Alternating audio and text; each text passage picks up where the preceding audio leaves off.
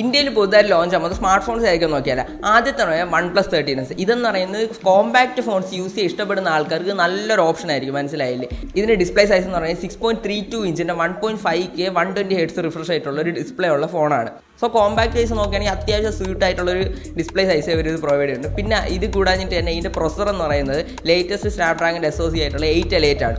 So performance wise ആയിരുന്നാൽ അത്യാവശ്യം സെറ്റാണ്.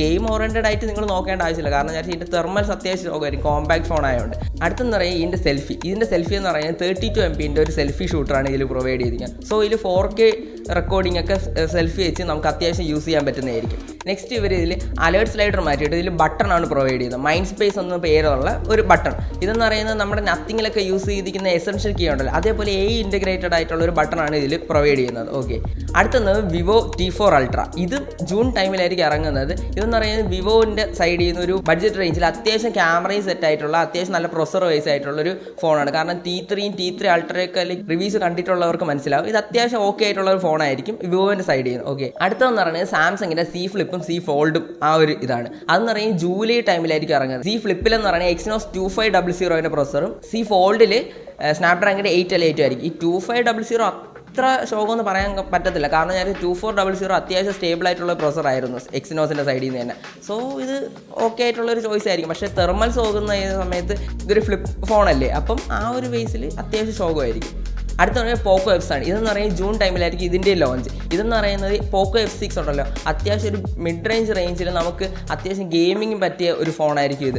Latest ആയിട്ടുള്ള 8S Gen 4ഉം ഇതിൽ പ്രൊവൈഡ് ചെയ്യുന്നുണ്ട്. അത്യാവശ്യം ക്യാമറ ഡിപ്പാർട്ട്മെൻറ്റ് ഒക്കെ ആണെങ്കിൽ ലൈക്ക് ISP ബേസ് ചെയ്ത് ക്യാമറ ഓക്കെ ആയിരിക്കും, മനസ്സിലായില്ലേ. അടുത്തെന്ന് പറയുന്നത് പിക്സലിൻ്റെ 10 സീരീസ്. ഇതിൻ്റെ എന്ന് പറയുന്നത് ഇപ്രാവശ്യത്തുള്ളൊരു ഗുണമെന്ന് വിചാരിച്ചാൽ ഇപ്രാവശ്യം അതിൻ്റെ പ്രൊസസർ ടെൻസർ മാനുഫാക്ചർ ചെയ്യുക TSMC ആണ്. ഇത്രയുള്ള സാംസങ് ആണ് ലൈക്ക് പ്രൊവൈഡ് ചെയ്തുകൊണ്ടിരുന്നത് ലൈക്ക് അതിൻ്റെ മാനുഫാക്ചറിങ്. സോ ഇപ്രാവശ്യം TSMC ആയതുകൊണ്ട് അതിൽ ഈ ഒരു സാംസങ്ങിൻ്റെ മാനുഫാക്ചറിൽ വരുന്ന പല പ്രശ്നങ്ങളും ഇതിൽ ഓക്കെ ആയിട്ട് വരാൻ ചാൻസ് ഉണ്ട്. ഓക്കെ, അടുത്തത് പറഞ്ഞാൽ ഇൻഫിനിക്സിൻ്റെ സൈഡിൽ നിന്ന് ഒരു GT30 Pro എന്ന് പറയുന്നൊരു ഫോണാണ്. ഇതെന്ന് പറയുന്നത് അത്യാവശ്യം എന്താ പറയുക ഇൻഫിനിക്സിൻ്റെ ആ ഒരു സൈഡിൽ നിന്ന് നല്ലൊരു ഫോണായിരിക്കും. കാരണം ഇൻഫിനിക്സ് അത്യാവശ്യം നല്ല രീതിയിൽ ഇപ്പം മാറിയിട്ടുണ്ട്, മനസ്സിലായില്ലേ. അവർ ആ ഒരു UI ആയിരുന്നാലും അത്യാവശ്യം ഓക്കെ ആയിട്ട് വരുന്നുണ്ട്.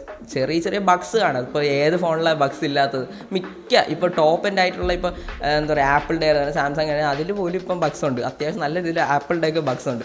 സോ ഈ ഒരു ഇൻഫിനിക്സിൻ്റെ ഫോൺ അത്യാവശ്യം നല്ലൊരു ചോയ്സ് ആയിരിക്കും. ഇതിൻ്റെ പ്രൊസസർ എന്ന് പറയുന്നത് Dimensity 8350 പ്രൊസസർ ആയിരിക്കും. സോ അത്യാവശ്യം നല്ല രീതിയിൽ ഒപ്റ്റിമൈസ്ഡ് ആയിരിക്കും ഈ ഇൻഫിനിക്സിൻ്റെ ഫോൺസ് ഡിമെൻസിറ്റി ബേസ് ചെയ്തിട്ട്. സോ മനസ്സിലായല്ലോ.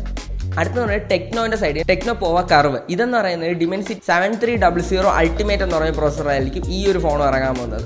ഓക്കെ, അടുത്തത് ലാസ്റ്റ്. ഇത് ലൈക്ക് ഇന്ത്യയിൽ ഇറങ്ങോ ഇല്ലേന്ന് ഒരു ഡൗട്ടാണ്. കാരണം ഞാൻ വെച്ചാൽ ഈ വിവോൻ്റെ ഫോണാണ്, മനസ്സിലായില്ലേ. അപ്പം വിവോൻ്റെ ഈ ഒരു സെഗ്മെൻറ്റിലുള്ള ഫോൺസ് ഇറങ്ങിക്കഴിഞ്ഞാൽ ലൈക്ക് X200നും ആ ഒരു ഇതിനൊക്കെ ഭയങ്കര ഇതായിരിക്കും. S30 Pro Mini ഇതെന്ന് പറയുന്നത് അത്യാവശ്യം നല്ലൊരു കോമ്പാക്റ്റ് ആയിട്ടുള്ളൊരു ഫോണാണ്, മനസ്സിലായില്ലേ. അത് കൂടാഞ്ഞിട്ട് തന്നെ ഇതിൻ്റെ ബാറ്ററി കപ്പാസിറ്റി ആണെങ്കിൽ 6500 mAh ബാറ്ററിയും ഇവർ പ്രൊവൈഡ് ചെയ്തു. അത്യാവശ്യം ലുക്സ് ഇപ്പോൾ റെൻഡേഴ്സൊക്കെ ഇറങ്ങിയിട്ടുണ്ട്. അത്യാവശ്യം ലുക്ക് വൈസ് ആയിരുന്നാലും നല്ലൊരു ഫോണാണ്. ഓക്കെ.